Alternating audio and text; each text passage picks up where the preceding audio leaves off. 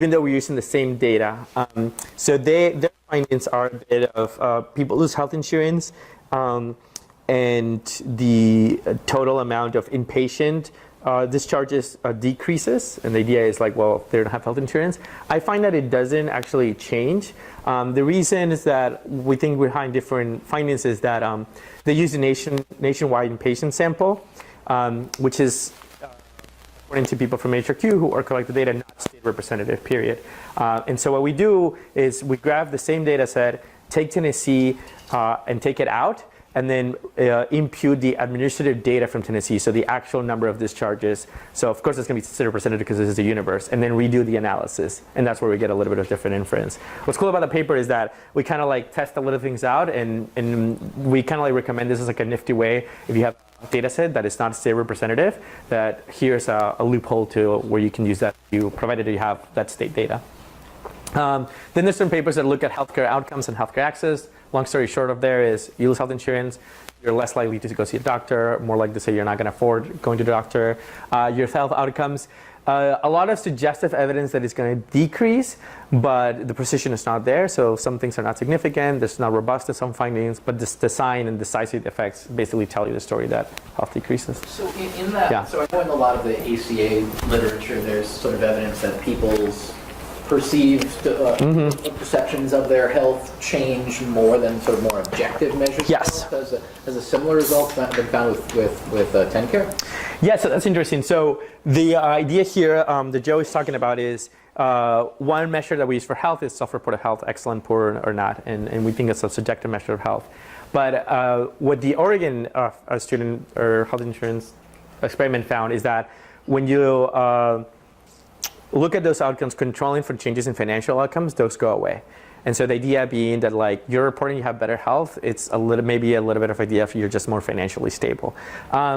So I cannot empirically do the same exercise in this point because I would have to have the same questions for the same individual, but so it's hard to tell. But I think for the self-reported health status, it's probably the case that it's more about the state of the financial state. But there are other questions like number of days that you've been sick that are relatively more objective, and in those you find the increases in the number of days you reported being sick or that you missed work. Then I also have a paper with Catherine McLean and Chandler McLean from SAMHSA on mental health outcomes, and what we're finding there is that you lose health insurance and you report having worse mental health outcomes, and that's what we see going into a hospital visit and stay there. And in this paper on financial outcomes. So what papers have talked about financial outcomes? So we had the Massachusetts paper of Sundar and Miller. So they use a very similar mitigation strategy, which is like the county response of the Massachusetts health reform. And the outcome data is the same data that I'm going to use. And they find that people gain insurance and they're financially more stable, so their credit score improves. Similar paper on the Affordable Care Act with exactly the same data. Find some positive effects of the Affordable Care Act. And then there's a paper on Medicaid expansions on publicly reported bankruptcy filings. And again, it shows that you gain Medicaid and the likelihood of you being bankrupt decreases. And this is interesting because bankruptcy is a very extreme outcome. And so it's when you find an effect in bankruptcy, that's a little bit of like, oh, this must be like really bad.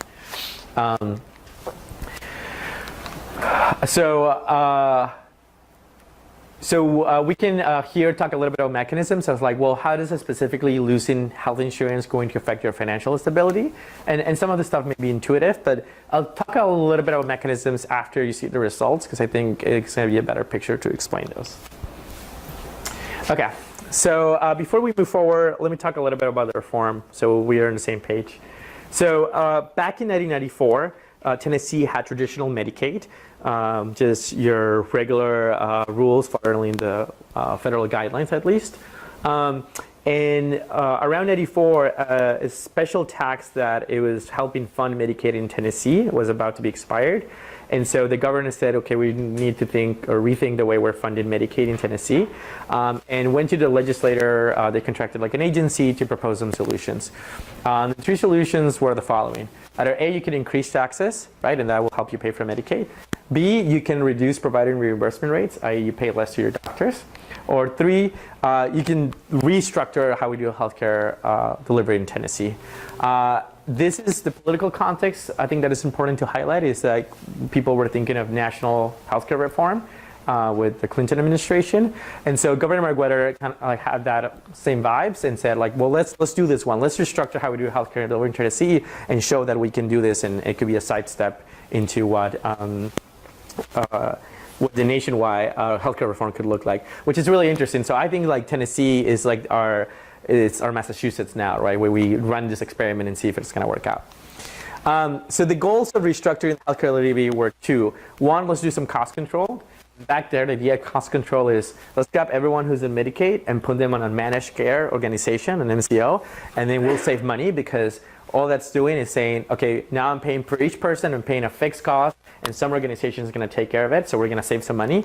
And with that money that we're saving, we're going to expand eligibility to up to incomes of 400% of the federal poverty line. That is very generous, by the way, and also categorical to expand it to childless adults. So this is one of the most progressive reforms that in the 90s and ever, I think I would say in United States prior to the Affordable Care Act.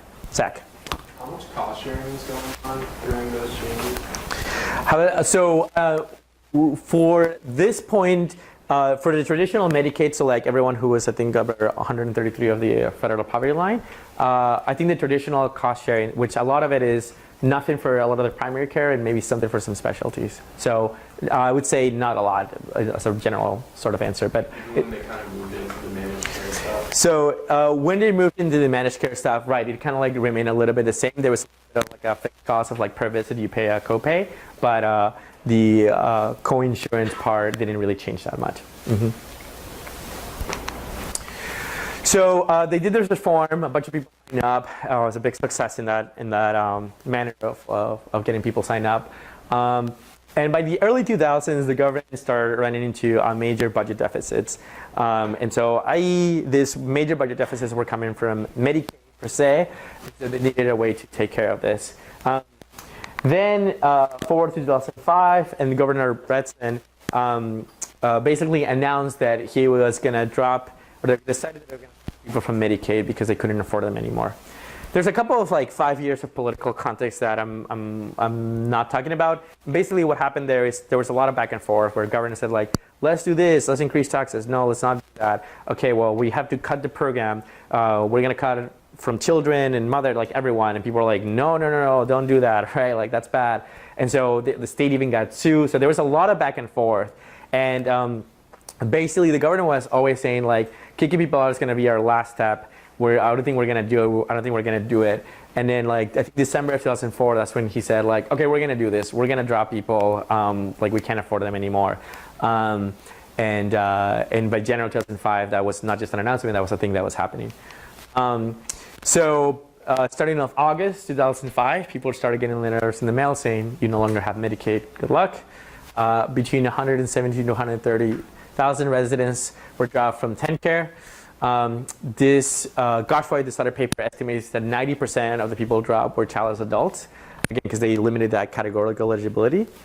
And this is about 4 to 6% of the non-elderly adult population in Tennessee who lost public health insurance. Yeah? Were there any other safety net programs that they were looking at cutting that these people might have been part of? So there were other safety net programs, but they were not really interested in cutting those because this was all about the budget deficits that was driven by Medicaid.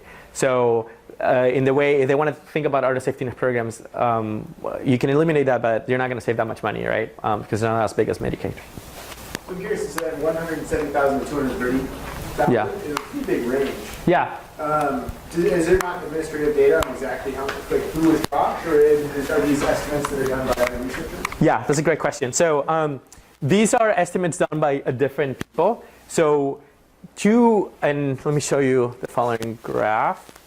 This is administrative data. So this is not doing anything today. This is raw data on the number of people enrolled in TennCare. Before 2005, the government only kept records annually. After 2005, they started keeping the records monthly because they knew they were going to drop people. And if you just grab this gap, that's about 230,000 people. The thing is like, not everyone was due because of the reform. So this you want to think of as your upper bound. And so that's why some people, the government said, oh, we only really drop 170. So if you want to believe the government, you can believe the number. If you want to believe like the upper bound, you believe this number. Yeah. So that's why there's a range of like how many people were affected.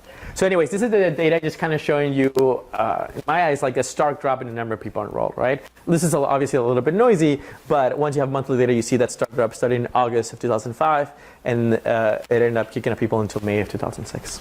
You said sort of childless adults, it seemed to be from the GARP rates of the Yeah. study where most of who was dropped. What about, and that was specific because of what the Eligibility. policy reform Yeah. sort of said. What about the percentage of the federal poverty threshold? Were they targeting those closer to 300, 400% of the federal poverty threshold, or was Right. that not? So what happened was that they did two things in conjunction, but the timeline of those things weren't around the same thing. So what happened was that initially they proposed, let's keep the 400 FPL eligibility, but add a lot more copay and coinsurance. And so that made it a little more restrictive. But then they said like, no, let's just eliminate, let's go to 300, 200. And that was very unclear from the government side of when they started implementing that, which also affects a little bit of this number. And that's why you kind of see like some people sign up again and so on. So that's a little bit unclear. What you kind of know is that by this time period, it kind of reduced back to 133. So they were slowly trying to not drop everyone basically, or cut eligibility from everyone. But essentially what happened is like once they kicked out the italicized eligibility categorical, that was like a big chunk. And then they noticed that like changing the FPL isn't going to budge too much, because there weren't a lot of people who could be eligible just by income. Like you have to be a pregnant mother and all of that. But if you're already in that income, you're in trouble another way. I see Yeah. more clearly the look at treatment effect, right? The Yes. marginal person Yes. sort of effect. So it seems like childless adults is the biggest. Yes, exactly. And they were definitely confounding childless adults with like some other of this thing, but it's going to be really hard for us to disentangle who are those people. Yeah. This is a little bit of descriptive statistics on who are affected by the disenrollment, and this is comparing the TennCare with ACA and the Massachusetts and Oregon health insurance experiment. And I think there's two things to point out here. One is like these demographic characteristics are a lot more similar to the ones from the ACA relative to the other big health insurance experiments that we've been seeing. So that I think makes it a little bit of more policy relevant in this to study this reform. And then the second thing is just to look at like who are these people. So again, about 90% are childless adults. Usually they're a little bit older, like 70% of them are above 35. Not that that's old, please. A little bit higher percentage female, predominantly white population, and of course, less than at least a high school degree or less, right? That's about 8% of the population. So this is an interesting population because they're some of them are not poor enough to be eligible for traditional Medicaid, but poor enough that they can't, get into health insurance through a different manner. So you want to think of this population as like lower educated, white, and a little bit older, childless adults. Okay, so let's go into data and see what data we're going to use. So we're going to use administrative data on TennCare rates. So we can know how many people were in TennCare since 2005 for every month, for every county. And our financial data is going to be the Federal Reserve Bank of New York Consumer Credit Panel data, or Equifax. This is the company that leaked all the credit reports. That's not how we obtained the data. We obtained it a different way. So don't ask me for how do I leak. This is about 5% of the sample of US adults with a social security number who have ever applied for any type of credit. The data is quarterly and has a bunch of potential indicators for financial well-being, like credit cards, mortgages, auto loans, etc. So we use 4 outcomes that are pretty standard in this financial literature, at least in the economics financial literature, which are credit score, which if you're not familiar with that, that's kind of like your index of health. Amount of debt that is severely delinquent. Severely delinquent is a term that means the debt is due 90 days past due. Number of accounts that are severely delinquent, same thing, and bankruptcy. So one thing to mention about this data for a lot of people who are maybe thinking about work. So in order to get access to this data, you basically need to have a co-author in the Fed. That's not that hard to get. You can just send an email to somebody who's working at the Fed. Hey, let's work on this paper together. So don't think of this as like unachievable data. Like I think this is somewhat accessible. Okay, so sample selection. First, we gonna grab people who are 21 to 64. Why? Because below that age, you could be considered children, and you cover under SCHIP. Above 64, that's Medicare. Individuals who with no previous bankruptcy. The idea of why we take these people out is because if you already had a bankruptcy before, then your financial outcomes are really not going to have any variation. So we can add this to the sample, but it's not really doing anything or hurting our results. Individuals who have not moved counties since 2002. This is a small percentage of the sample, so that really doesn't matter that much, but it makes it a clean sample. And no people who died, no zombies. So zombies are people who died and then came back to life. This is obviously people who maybe have been have identity theft or some other stuff like that, so we want to include them in the sample. Out of all these categories, with the exception of this one, this is the biggest one, I would say, people who've like zombies, which is surprising. But do you have a lot of movers? People who move counties or people who move out of state? No, I think this is about maybe 1%. Yeah, there's not a lot of moving in counties for this sample of individuals. Okay, so I'm going to show you how the variation of my Y looks. So this is the variation of the Y variable, the credit score, over time. This is 25 to 90. This is a graph from a different paper. Prime age 25 to 54, and then youth less than 25. So I think the things to take away from this is like, if you grab from the 2000 to the 2016, the change in average credit score is from, let's say, 85 to 700, which is about 15 points in credit score. So I think what I would like to internalize of this is like, changes in credit score are kind of hard. Like, 15-point changes, it's something that it takes about 16 years to get. So small variations in credit score are going to be meaningful. And you can look at the recession periods, which are the graded areas, and you can kind of see some declines here, but they're not as stark as I would at least imagine that they would be for a recession. So the point being here is that if we find small effects, that could be already meaningful, and we can compare them to the effects of the recession. So that's my variation in my Y. Now I'm going to show you variation in my X. So what I've done here is, okay, I have counties, and I can get the percentage of people in that county that were enrolled in TennCare. And then I group those counties into 4 quartiles, right? Here's the counties in which about, let's say, 17% of their population is enrolled in TennCare. Counties that had more, up to like about 35, a third individuals were enrolled in TennCare. And what's happening here is that starting right at the time of the reform, like there's a drop in all the counties. But some counties, especially the ones that had high, are going to get more affected than the people, right? So this variation here is my variation, my exogenous variation that I'm using in X, that I'm going to use to identify the effects. This is another way to show you that graph. So here what I've done is variation in enrollment, so pre-reform, right? There's some counties that have about 10% people enrolled, and some other counties that have up to 40% of their people enrolled. So this to show you that I do have enough variation of my X. Check that. Another way to look at this is the variation drop. Like I can calculate what is the percentage drop. So there are some counties in which about 2 percentage points of people got dropped. 2 other counties where about 12 percentage people dropped. So I do have enough of that to identify some effects. Sorry, real quick. This drop is the population that has TennCare before and after it's not. Yeah. Okay. That's exactly right. Mm-hmm. Most of the drop are involuntary. Yeah, so people are getting kicked out of Medicaid. So they're definitely not choosing to do that. The assigning mechanism, potentially there can be people that didn't meet the requirements during the moment. Is that possible? Sorry, there can be people that what, sorry? Didn't meet the requirement or didn't meet the criteria.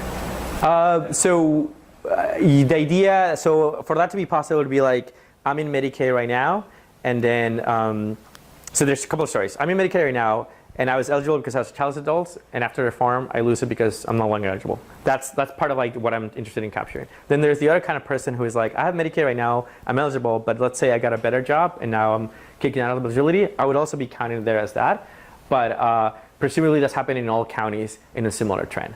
But So there won't be similar people who get kicked out the Medicaid, but still some people who stay in it.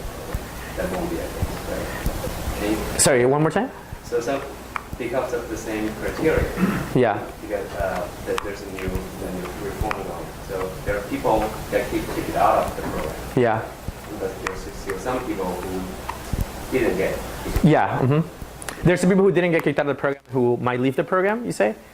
But they still stay in the program. Oh yeah, absolutely. I think his question is like, is the criterion the same across countries? Yes. The criteria is the same across counties, if that's your question. But like if I'm eligible in Medicaid in any county, then I can decide to stay and leave at any time, right? I'm not, I guess, like, it's not mandatory that you're in Medicaid. But It's like yes. It's just basically saying like before childless adults were eligible, now they're not. And so different counties are getting people dropped from Medicaid, basically. And what I'm assuming is that the variation here, and I'll talk about identification and strategy, that's the exogenous part. Yeah. I know you're interested in capturing this as a mechanism, but what is the evidence on insurance, public health insurance expansions and fertility? Yeah, I was going to ask that question too. Like, any evidence of like birth rates climbing in higher dose counties? So don't remember the top of my head, but I checked birth outcomes before, and I did not see an effect for this particular reform. And the reason is probably because if you look at the age population, these are a lot of them is like 40 and up. So fertility decisions are a little bit different around that age threshold because it's a little bit of older individuals. So, but at least empirically, I haven't found an effect on birth, at least identifiable effect on birth. Okay, so what I'm doing here is the regression format of that, where it's not exactly a difference in difference, it's a dose response strategy. And so here it's like during, post. This is the pre-reformed TennCare rate. So the part of the graph that it was over here, interacting the times during, interacting time post, and I put year fixed effects, quarter fixed effects, age fixed effects. This is unemployment rate, and then we have also individual fixed effects because this is a panel, so we can observe a particular individual over time, which is going to be really nice and granular data. So the identifying assumption here is that counties in Tennessee would have evolved differently, similar to each other, would have evolved differently in the absence of, would have evolved similarly in the absence of the reform.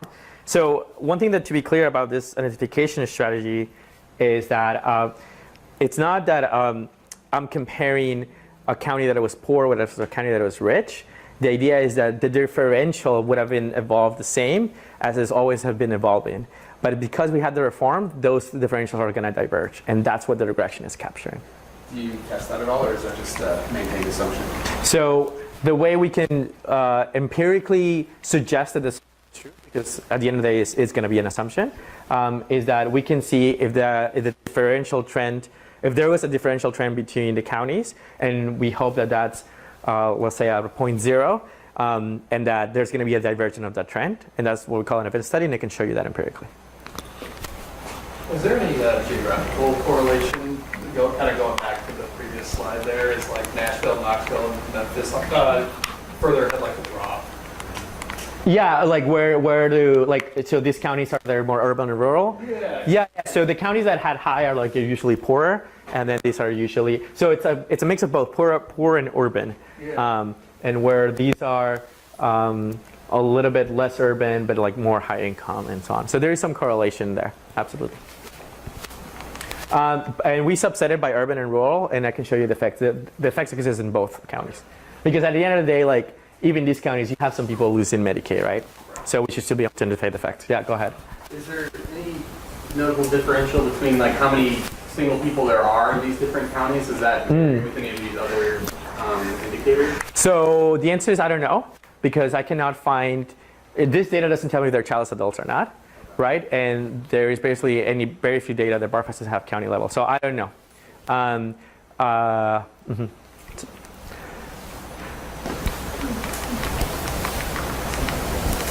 So controls and employment rate. Okay, so let me show you straight some of the results. So the way this table is going to work is here each column is going to be the outcome.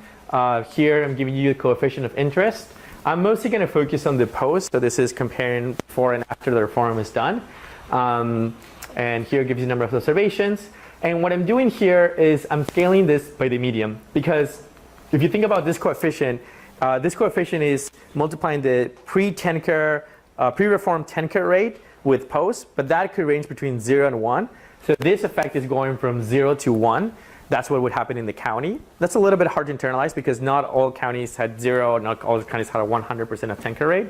So what I do is I multiply by two types of medians. One is the median across all individuals, and then the median pre-reform TennCare rate across all counties.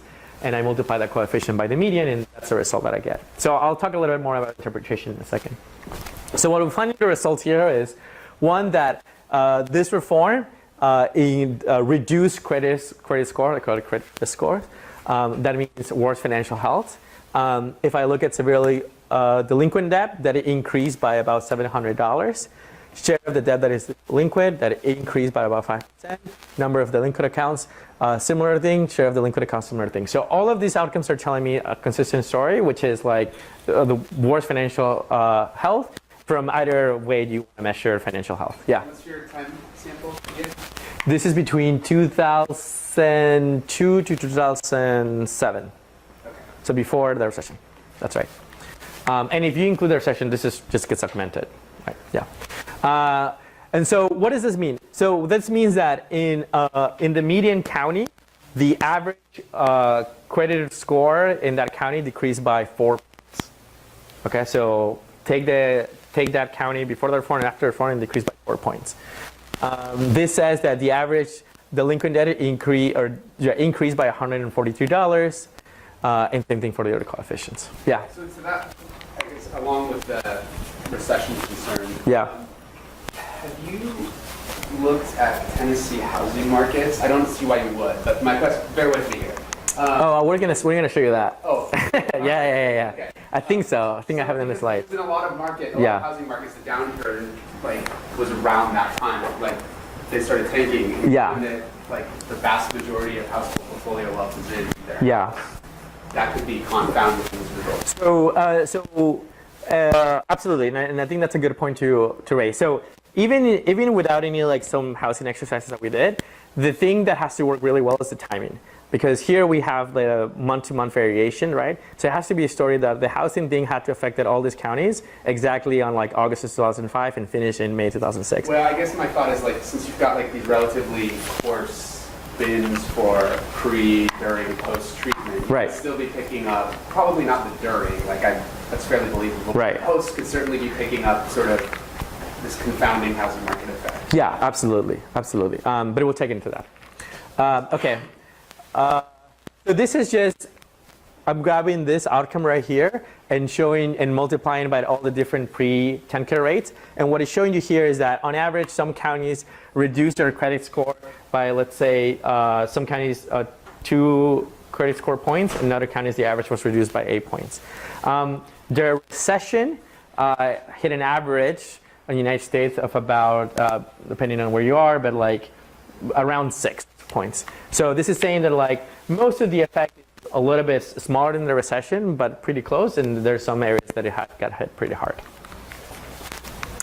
And this is that event study that I was talking about. So the idea here is that we're testing the differential in the trends before the reform and how do they compare to after, and we're mapping each coefficient with the standard error. And so the idea here is that you want to see that there's not a lot of differential trends, but right around the time of the reform, they diverge, and that's kind of exactly what we see here. Another way to internalize this graph too is that this is kind of like the dynamic effect of the reform. So before, we don't expect that there is a lot of effect, and there's a lot of noise really. But then after the reform, we see a clear decline in credit scores. And so this is the first point, this is the second point, and the point estimate that I show you is kind of like an aggregate of all of this, right? It's a weighted average of this thing. Okay, I can also show you 2 other outcomes here, which is any severely delinquent debt or bankruptcy in the past 24 months, and also show you that these are increasing, which is a negative sign. Now, one thing that I haven't talked about is that the fact that you have more debt is not necessarily a bad thing, because there's things like good debt, right? If you buy a house, on. And so one thing the reason why we check a lot of this is that because this is coming from an individual effects model, is going to be a really hard story to tell that all of these increase and you're actually better off, right? So that's why we're kind of trying to check all the different mechanisms. But if it would have been the case that I only show you that one of them was decreasing but not the other, then that could be saying something like, well, maybe they have more debt here, but like that's not crazy. That's not necessarily a bad thing. Okay, so we can look at types of debt. So one is we can look by mortgages, right, which relates to that housing issue, auto loans, and then revolving credit. And basically the story that we see here is that a lot of the debt is that you're defaulting on your auto loans, or you're defaulting, or your revolving credit is what's being increased. The idea here is like, if this is consistent with the Medicaid story, is like I lose health insurance, I need to pay my hospital bills, let's say, and I stop paying my car, or I start putting in my credit card, right? But that's not really affecting your mortgages. And here's where we do some more analysis to see if like this could be driven by mortgages, and you can try to do kind of like the same graph. And that's where we don't see the dips that we're supposed to be seeing, at least in the way that the pattern that like this counties got affected more and so on. So this is, I don't think I have the analysis here, but here's the analysis. With the analysis that we did with mortgage, does not seem to be conducive of this being driven by the housing story, because we would pick it up there. Well, I guess I'm thinking like, when housing markets are going strong, people consume out of housing wealth, like home equity lines of credit and stuff. And then if the housing market turns, you might see sort of credit substitution away from like home equity lines of credit to, like credit card bills going up. You know what I mean? So the story being like, I'm paying my house, but now the market is bad, so... I'm consuming out of home appreciation, so the value of my home is increasing. I see. A lot, and that was what happened in the run-up to the housing crisis, was that people were consuming a lot out of... But why would your debt increase, I guess?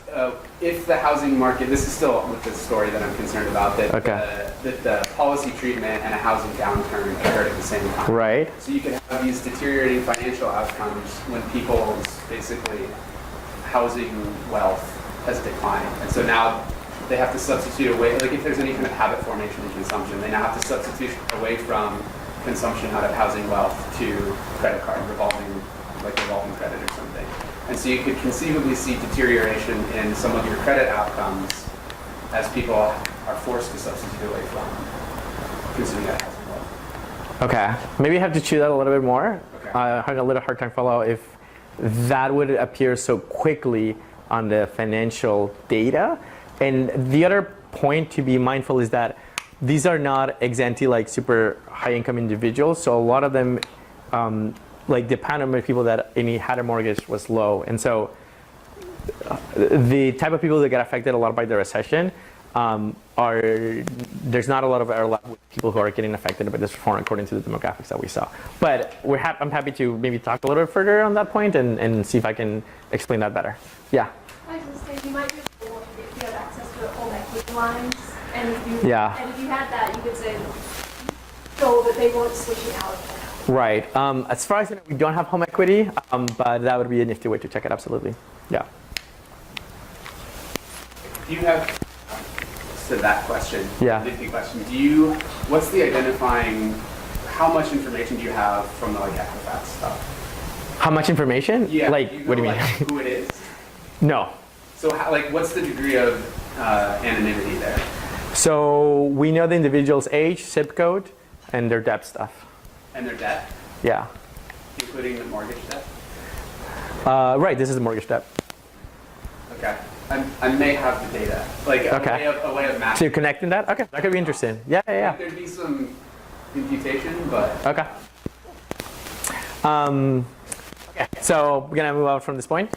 Another way to cut the data is to look at is this coming from urban or rural counties, right? And what we notice is that this is really it's not really driven by one particular, right? I think they're both putting their weights into like the overall average effect. If anything, the effect on credit score seems to be higher here, severely delinquent debt more higher on the urban areas. So it seems like the effect is it's not just driven by one type of county, it's the other type of counties. So it's not just Nashville and Memphis and Tennessee, basically. Explanation for the effect of credit score and delinquency or sort of flip there? Flip? Yes, I believe this is because this is coming, so credit score is like a measure that they use for indication of like how much access to credit that person should have. So there are other ways to obtain credit in urban areas, or access to credit is a lot easier in urban areas than it is in rural areas. Yeah. Okay, so another thing that we did is that if our story is right, and maybe, I don't know, maybe this doesn't get to another way to testing your point is, an insurance rate for people who are 21 64 obviously increased after the reform, but kind of remains stable for people who are 65 and on. Because even if you qualify for Medicare, you can jump into Medicare.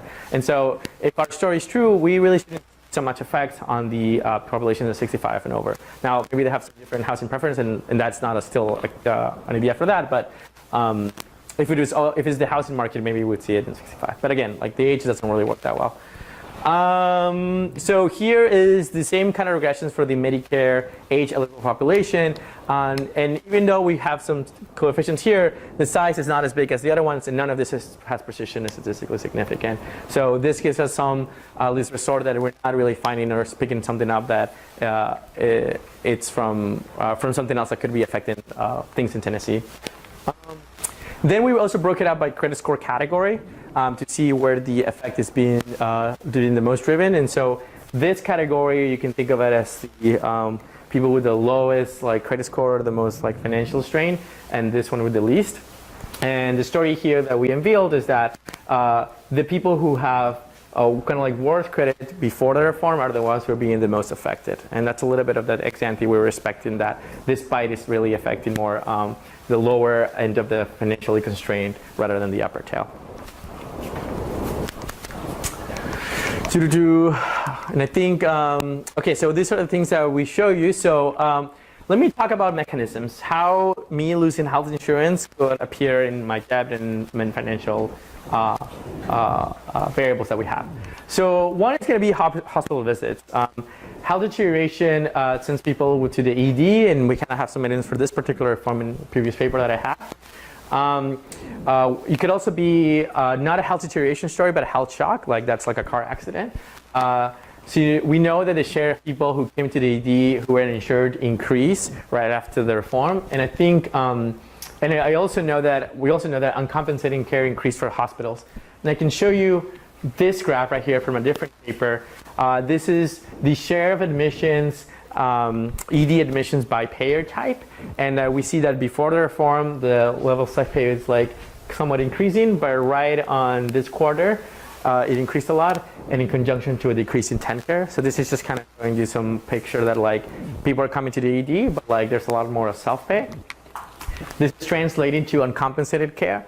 So this is a figure I got from a different paper by Garthwaite, in which they're trying to show measures of uncompensated care, comparing Tennessee to other southern states. And right after the reform, they see an increase in uncompensated care. So the idea here is that we are now seeing more people who are going to the hospital for whatever reason, and they're doing self-pay, and that is translating to the hospital saying, we have to pay for this. That's why it codes as uncompensated care, which is consistent with this financial idea and the debt being severely delinquent. The surprising thing to me about this thing is that this happens very quickly, right? It's not that there's some delay. So this is interesting because this may be more of the idea of the health shock rather than the health deterioration, or it could be that people are still deciding to go to the ED once it's like something bad, even when you have some health condition, right? But it's also consistent with the idea of how quickly it affects in the financial outcomes. Because if this were a little bit more delayed, then it wouldn't be consistent. Another way mechanism is chronic conditions. Maintaining one's health condition could be relatively expensive. Medicaid beneficiaries range from $189 to $700 for individuals with one or two more credit conditions. I think this is not monthly, but this is less than 6 months. I have to make sure that number is. For insurance individuals, this ranges from $600 to $2,000 or almost $3,000. So that could be part of the story, the chronic condition. So even if you didn't have any hospital admissions, just maintaining your diabetes, maintaining your high blood pressure and so on could be expensive things. And we already have some evidence of lack of access to prescription drugs and affordability problems from previous research. And there could be other pathways that could be affecting your financial outcomes. So if we believe Garthway's story of employment, they estimate an implied annual wage increases, right? Because their story is people lose health insurance, they get different jobs, of about 1,800 to about 5,000. Initially at the 75 to 200 federal poverty line. So the idea here is that this would actually help you improve your financial outcomes. So because our effects are net of these mechanisms, this is saying like even in the world if this is true, we're still seeing stark decreases in credit scores. Now granted, there's like the footnote to this that I talked about before. Another pathway could be issues of moral hazard. For example, in a previous paper that I have with this, I document that when people lose health insurance, you're more likely to get a flu shot. And the idea could be that you're trying to protect yourself, right, from future health risks. Initially, I thought this was like a little of a blade outcome, but Chuck Quartermatch has a paper in Massachusetts Health Reform where people are gaining insurance and they're less likely to get a flu shot. So that seems to be pretty interesting and symmetric and not just something that I think found randomly. And then there's other evidence that like hospitalization, even unconditional if you have it or not having insurance, also increases balance of debt collection, increase rate of bankruptcy, decreases in credit score, and so on. So even conditional if you have insurance, a hospitalization could make you delay on your payments because of access to credit and obviously decrease your credit score.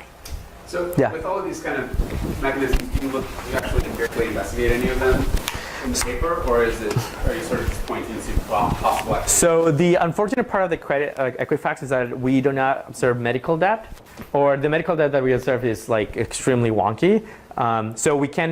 So for those mechanisms to be true, I have to show you medical debt and then show you that like part of it is that. I guess maybe I'm thinking like, could you look at mortality rates or something like that? But sorry, what? Mortality rates or something like that. Yeah, so if it's this sort of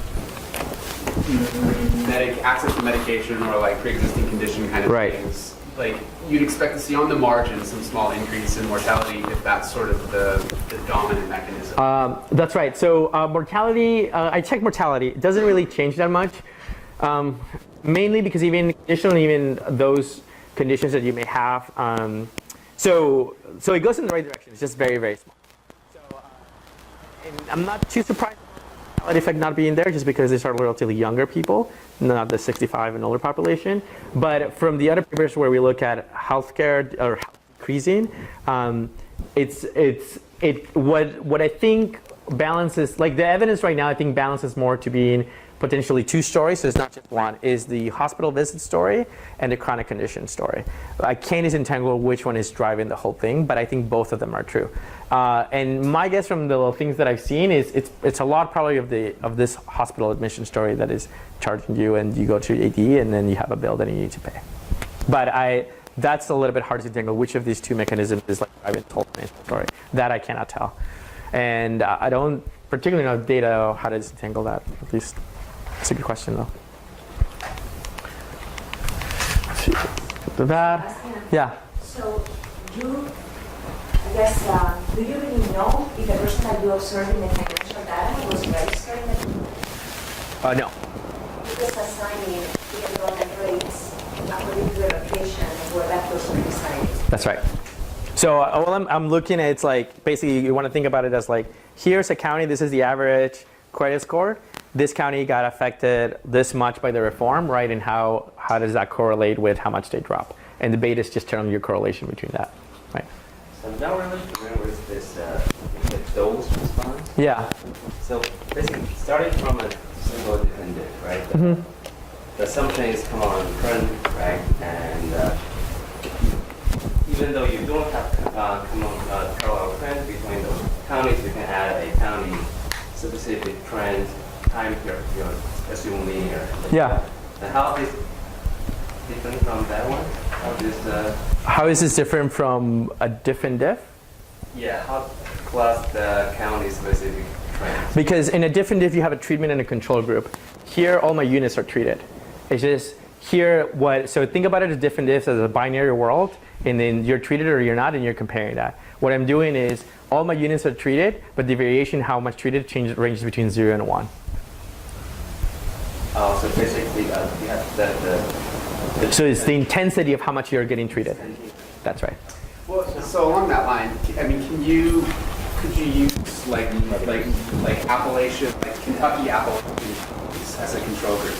Something where you Yeah, like southern states or something like that. Yeah, absolutely. type of like county level control, and see, Where you can use sort of counties in those states that have very similar pre-treatment sort of uninsured. and like very sort similar of sort of like local macro conditions where you get presumably parallel trends at least between the treatment and control.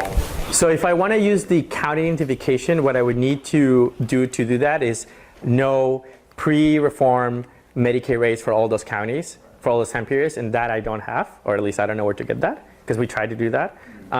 But what we could do, and we did, we just haven't put it in the paper to be honest, is we can compare average of states, like the average of Tennessee versus the other states.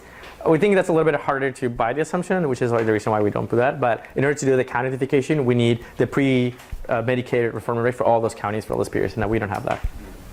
The other practicality point is that ideally, I thought at the beginning you want to compare people above the threshold to zero. We don't sort of come as ability. All right, so you can compute some probability to assign.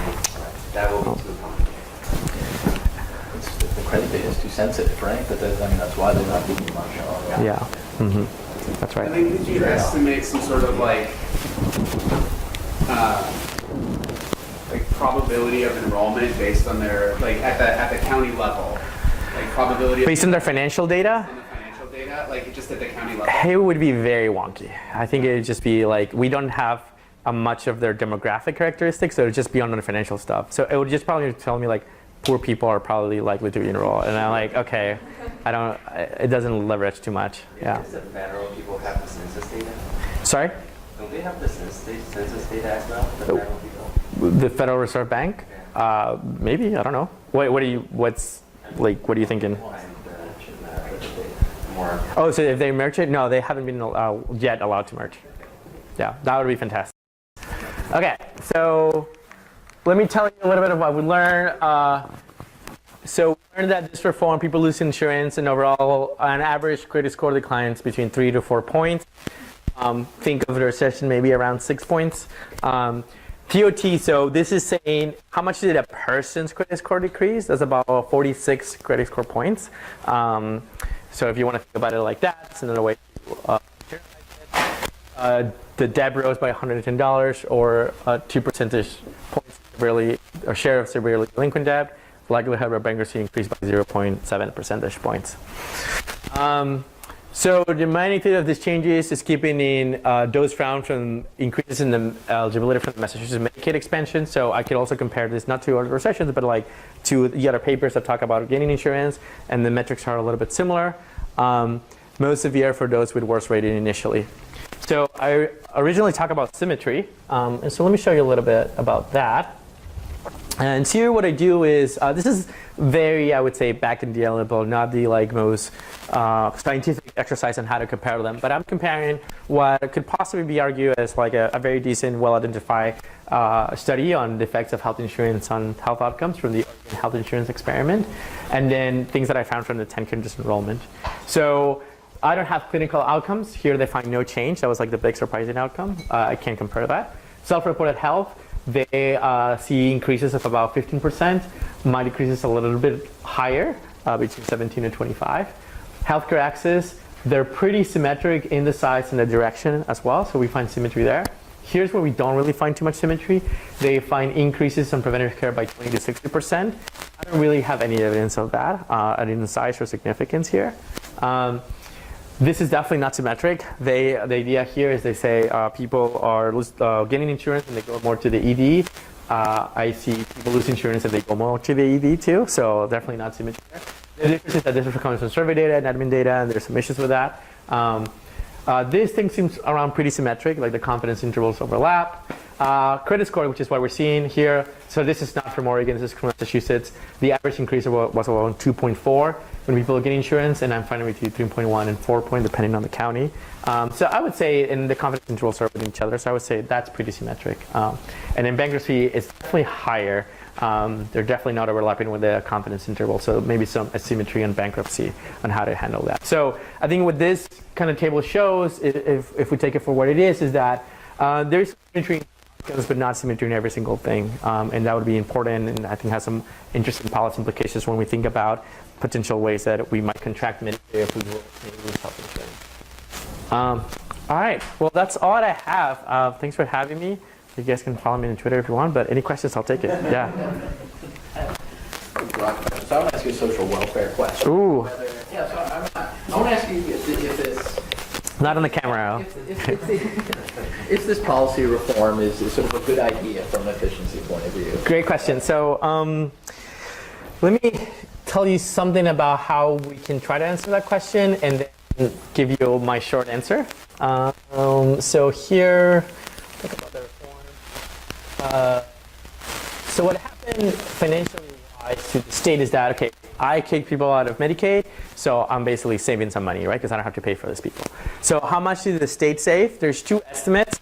So if you just look at state expenditures on Medicaid between 04 and 05 and 05 and 06, this decreases about $500 million, $167 million. But you should know that for every dollar that you spend on Medicaid, the federal government gives you like 0.38. So when you think that into account, my estimate is a little bit about $300 million. So probably the range is between some of these ranges of like how much the state is saving. In order for them to understand the social cost of all of the things that is happening, that's going to be a little bit more involved. Is if we have to believe the employment story, then we have to calculate the effects from the employment benefits to what are the social costs for people defaulting on their hospital bills, like how do we internalize hospital visits that are not being paid. So from the literature, we know that the hospital part is they're like insurance of last resort. So basically they eat it all up, and maybe they cross-subsidize and raise prices. So one version of this answer is like, we don't know, and it's going to be really hard to tell, basically, because we're going to need to make a lot of assumptions on how the hospitals take on debt. Do they impart it into their other patients? Does that change the provider supply and all of that? But if we're trying to push that a little bit of that, what seems to be happening is that we're just shifting who is paying for these people, right? We're shifting from the state paying for these people to other entities, whether that's a hospital, whether that's different, a debt from a single person becomes a debt from a lot of their family members. So I think we're thinking about shifting cost. And I think in order to answer much more of a welfare question, we're going to have to make a lot of assumptions to get to that number or that answer, which I think is a little bit unclear. So I don't know. Okay. I mean, I understand the state budget sort of effects are sort of maybe interesting to sort of policy makers. Yeah. Just sort of. Okay. I wish I had a better answer to that question. I agree. Yeah. So I guess, see, depending on how hard you kind of want to push the mechanism, I mean, you weren't pushing it very hard, but it seems like the one you believe is the healthcare expenditure driving the... Like the hospital business or the chronic conditions? Driving the debt outcomes. Two ideas. One is looking at hospital financials to see if there's any evidence of unpaid hospital visits. So that's what that figure was. That's what that was. Right. So the uncompensated care increases for hospitals after the reform. Okay, but there's no evidence that is leading necessarily to debt or something. So uncompensated care is people are not paying their bills. Oh, okay. Oh, good. Okay, well that's pretty good evidence. Yeah. The other idea was if you have any way of measuring like consumption outcomes, to basically see if you can see is there minimal response in consumption outcomes around this event, so that you can then it just is another, again, it's not like definitive, but in conjunction with that hospital data. Yeah. It's a far more absolutely. Of that mechanism. connecting. The consumption is a really interesting point. The only data set that I was thinking to do that was the consumption expenditure panel, the CEX. And we tried doing that, the N is not there. Well, I was thinking scanner data too might. So Nielsen scanner data, the N is not there. We also tried that with that. Yeah, all right. Yeah. All right, we're on the same page. No, I agree. Like I would love to answer that question, and I tried and When you say it's not there, is it like there's no effect? Because if there's no effect, so that's great. there's about so I would have about 100 families in Tennessee that I would have to identify off, and I have to compare Tennessee versus other states, and those are families. So a portion of them are really child as adults. So I may be identifying with some calculations about a 14 and. I see. That's what you mean when you say the data's not there. The data, yeah, The yeah. result's not there. It's Yeah, exactly. Like I can get you a result, but I don't know if people are gonna believe me with 14. Yeah. So really, all you have to show is a null result, right? So you don't No, we're not gonna get into that conversation. All right. Thank you very much. Thanks, guys. Appreciate it.